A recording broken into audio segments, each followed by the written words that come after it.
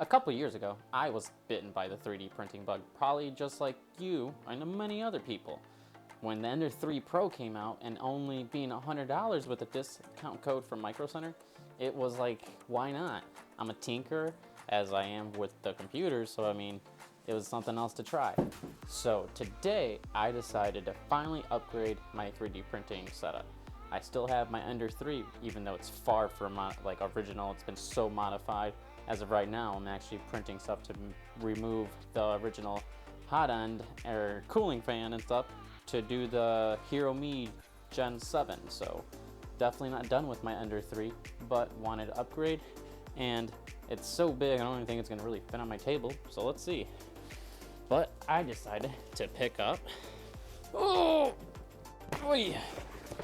yeah, I told you it was big. That's what she said. A Neptune 4 Plus from Elegoo. And this thing is massive. Like I said, it's bigger than my desk. So let's get this thing opened. I was able to pick it up for $350 as the sale was. It did take a little longer than I wanted to expect. Oh, I should say it took a lot longer than I expected as it got stuck in California for like an extra couple days. So for the inconvenience, Elegoo is actually shipping me 2 spools of more filament. So, you know, I guess it's a win. But let's cut this thing open. And I've had this thing for probably a week. I just haven't had time to film it. And I didn't want to unbox it and all that stuff before I could film it. So I've been waiting this whole time. But let's get her open. I'm hoping there's not as much assembly as the Ender 3 was, because that took me probably like 2 hours the first time I built one. And then for my nephew, when I built his, probably only an hour, since I knew what I was doing that time. And from the looks of it, the main gantry looks like it's assembled already. So that's nice. And these are those supporting rods. I'll put them over here for now. All right, got our little manual. Definitely don't want to get rid of this. First time use. All right, now we're getting somewhere.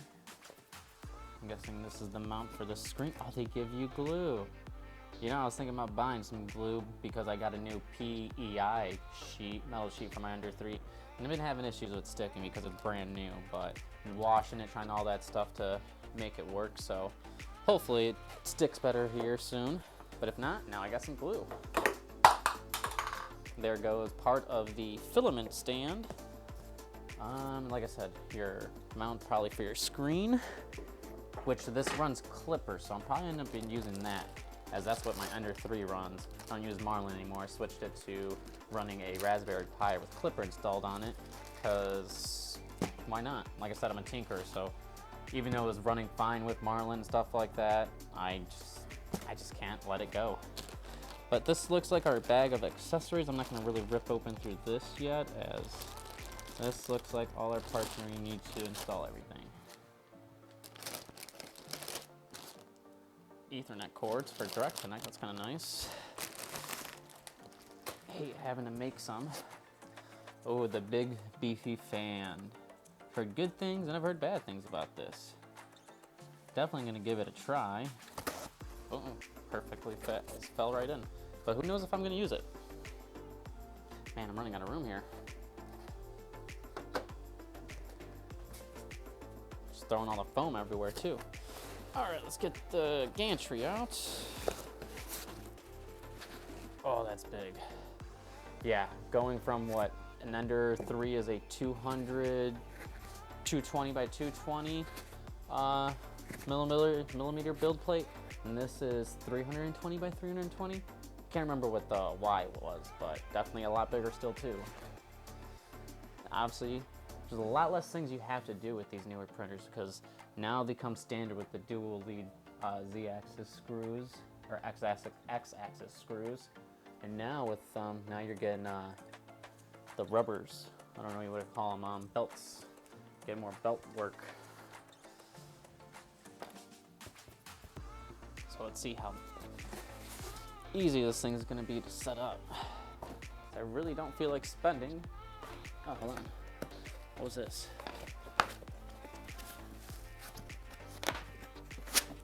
Oh, never mind. There was just a hole in it for some reason. Oh, I think this was the screen. Yeah, is it touch screen? I don't know. I would assume it's touch screen because there's no buttons on it. No knob like the Under 3 V2 Pro, whatever. You know, I like the Unders because of its affordability, but their naming scheme on the Under 3s is just horrific. I think anyone can agree with on that one. I don't know what else we got in here. Ooh, here's the famous hot end assembly, because a lot of people have been having issues, and that thing's tiny, with what do you call it? The blob of death. They're not doing something right, and it's causing whatchamacallit, the buildup around the nozzle, and this thing just explodes. At that point, it's not even like fixable. They just got to get a new one. Put that over there. And I think we're to the end. Oh, I think I'm missing anything out of here. Holy crap, this base is huge. Ooh, yep. All right, let's get this box out of the way now.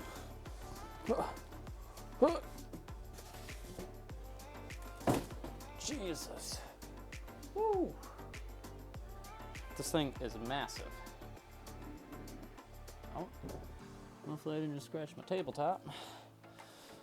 Wow. I knew it was gonna be big, but man, this is big. The things I'm gonna be able to print on this now without having to break up parts. That's really the reason why I went with a bigger build plate, because I'm sick and tired of building props and stuff and such and having to cut them up a little bit more. Now, I got all the room I need.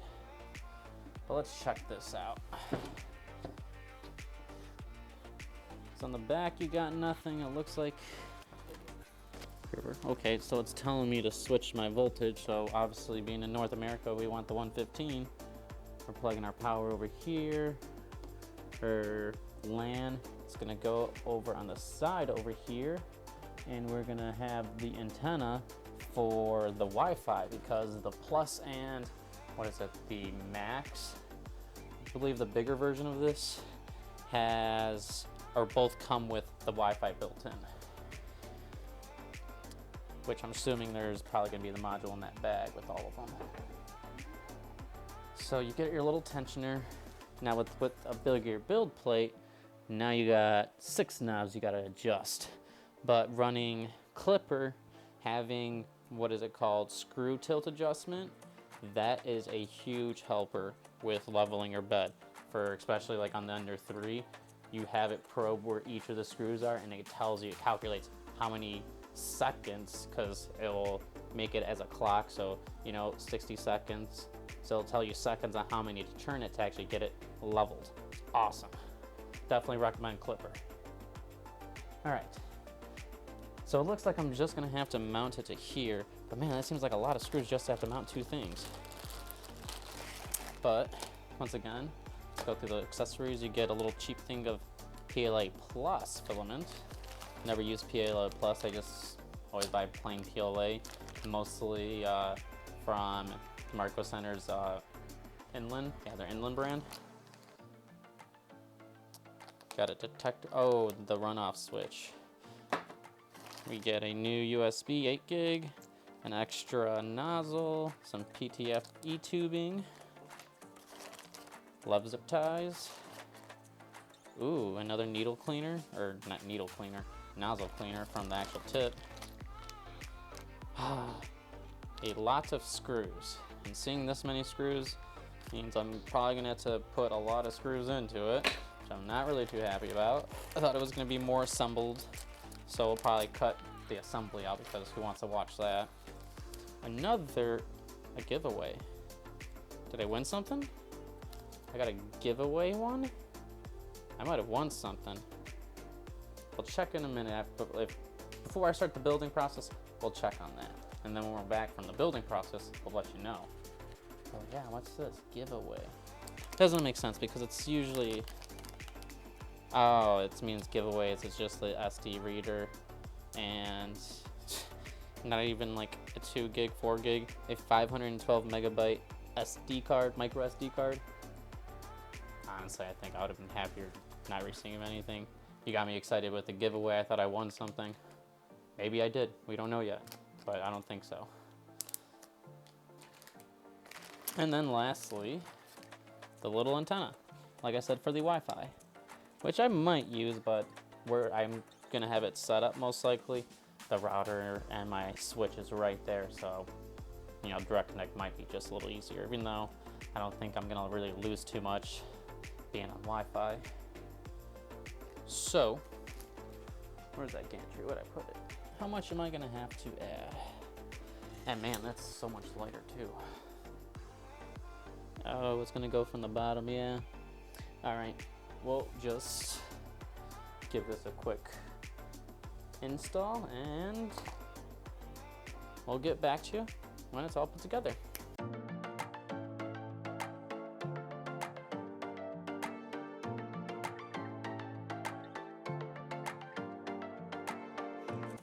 All right, now she's built.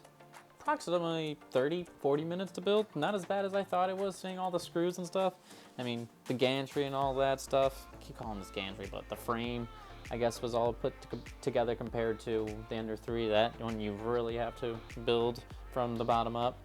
But most of it was put together, so it's just really attaching the hot end assembly, the fan, the supports, and little things like that. What I don't like is, because it doesn't say anything in the instructions or anything, how wobbly, and I kind of understand this, how wobbly the filament sensor is. I mean, I guess you'd want some play with it as it's going through and stuff, but what really bugs me is how bad this gets pinched, in a sense, the cable holder for the hot end. And speaking of that, the hot end's assembly cable is very unique, like a 20 pin, almost like not PCIe, kind of PCIe slotted insert. But like I said, 40 minutes later, she's put together. Let's start her up. Yeah, I forgot about the lights. That's cool.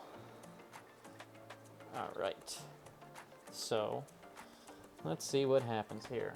Now we do have, oh, before I forget, that giveaway labeled thing, it's literally just a free 512 megabyte micro SD card. But I probably won't really use too much since everything will probably be cloud-based, since I'm probably going to be using the Fluid Clipper version I believe it comes with.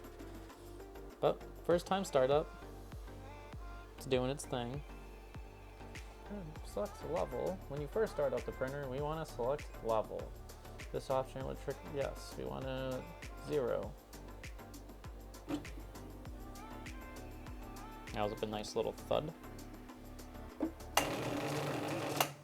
Oi, that did not sound good whatsoever. What the fuck was that? Excuse my language. There's something in here? Why did our Z sound so horrible? Y'all heard that, I hope.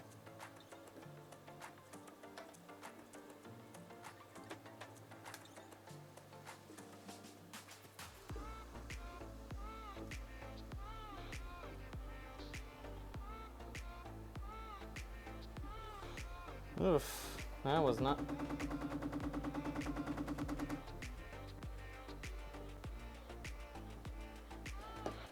Okay, so I want to do Z offset. Let me get a piece of paper. Yeah, I'm not liking the way this thing's sounding right off the bat. We're back. I'm an idiot. I installed our fan backwards. So our screw from our hot end assembly, those pulley wheels, was just grinding on that, and that was making our sound. So hopefully we do not hear it this time. And I verified everything once again. Our pulleys, our belts, and all that stuff was nice and tight. So we want to level it obviously again. We want to retry leveling, I should say. All right, let's go to level. Confirm.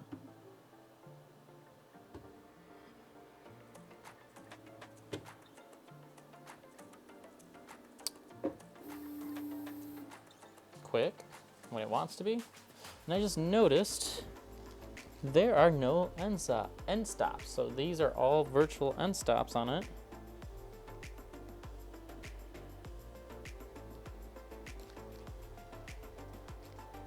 Now hopefully it doesn't smash the bed again.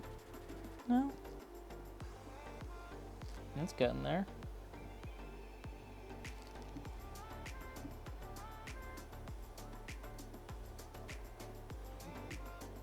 Okay, so it saves that same offset as before we shut it down. All right, back to, we did our 6 points to make sure the bed's leveled at that point. Now we're gonna see how long it takes for this to do its, what, 32 points it was? Hold on. How many points? 36 points. And it took a little bit for the bed to heat up because of the size of the bed. Apologize if this thing's a little loud, but she is, and these fans do kick. And obviously it's not your standard probe like a BL or CR Touch. It's got a little magnet probe on it, so you need a magnet bed. But it's pretty quick. And it lets you know which point it's at. Right now we're on 6, about to go to 7. This thing is gonna shake this table when it does a benchy. But we'll try. We'll see how it goes, but kind of wanted to see how long this leveling process is gonna take. Honestly, thought it was gonna take a lot longer. But yeah, let's see if you can hear how loud these fans are. I don't even know if this is even at full blast with these, but they got some power. And we're on our last probe, just like that. But that was done. I'm turning those off because those are extremely loud and kind of annoying right now. When it's not unintended, sure, I can let it be, but right now, that was a definite negative.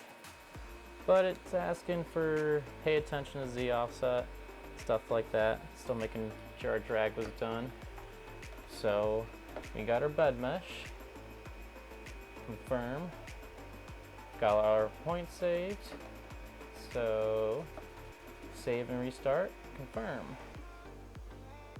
Yeah, it's definitely clipper based because every time you do Z offset and stuff like that, you got to save the printer config and then it's got to restart the firmware. So definitely showing its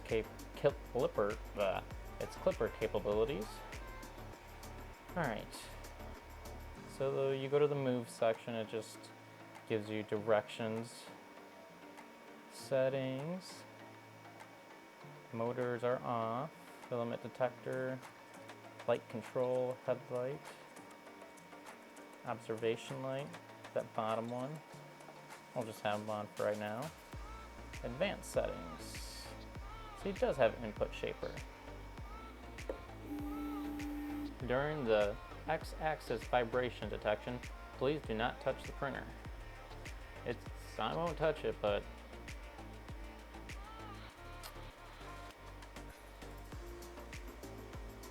MCU shut. Oh wow, we got an error. The host computer is overloaded. Check for really? So the MCU shut down. Well, that's nice. Before we can even do anything, we get an error. I'm sure it's got a firmware update it needs or something like that, but let's just check our out-of-the-box experience. It's a great first experience. Out of the box, and it's having host MCU errors. Okay, we're back. Curious of why that even happened though. Let's try to do the same thing, see if it does the same thing.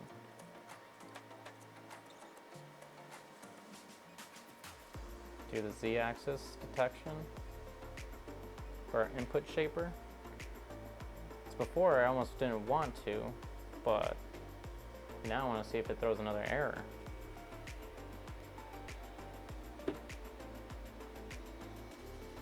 I just noticed my machine's a little banged up right there.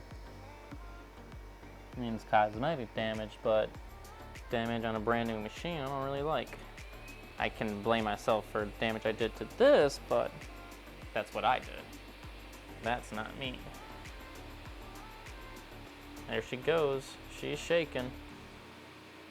Alright, should almost be done. It did its second run. But before we do our print, got a roll that's almost out. So maybe the benchy will take enough. I don't think so though, to test the filament sensor. So we'll see how that one's gonna go. Alright, return. Our input shaping's done. What else can we do? Shouldn't really have to PDI the nozzle. Oh. There's a professional level mode.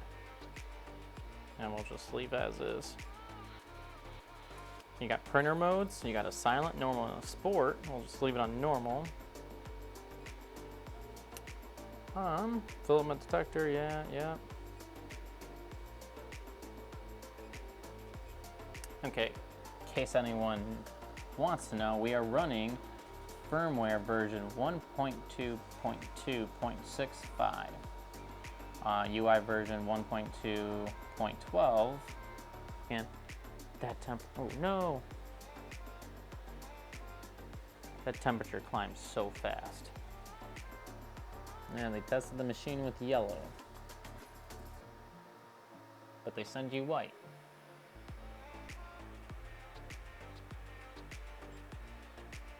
We're just gonna do another push just to make sure all that's clear. But like I said, let's run. Now we got our filament loaded. Let's print. Let's print the Buddha. See how this comes out. Oh, that's kind of cool. It does pull the image up.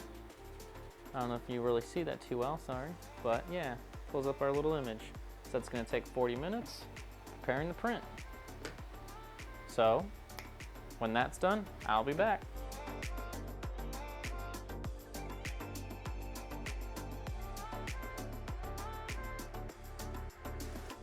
It took 34 minutes to finish our little Buddha guy. It said it was gonna take 40, so, I mean, 6 minutes faster, it's not bad. And then considering that it did it with an infill, so it's actually, you know, not just a shell version of these things, I would say that's pretty quick.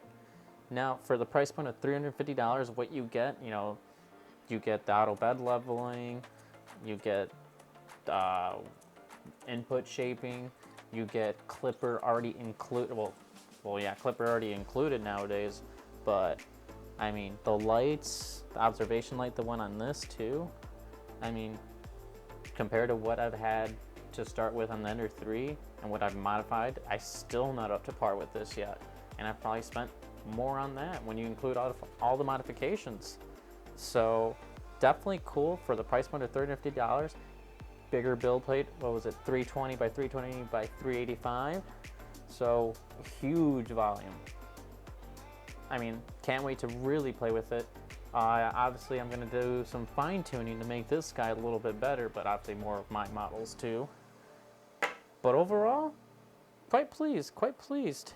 Can't wait to see what it can do. I hope you enjoy it. I'm gonna enjoy this and tinker with it a little bit more, but I'll catch you on the next one.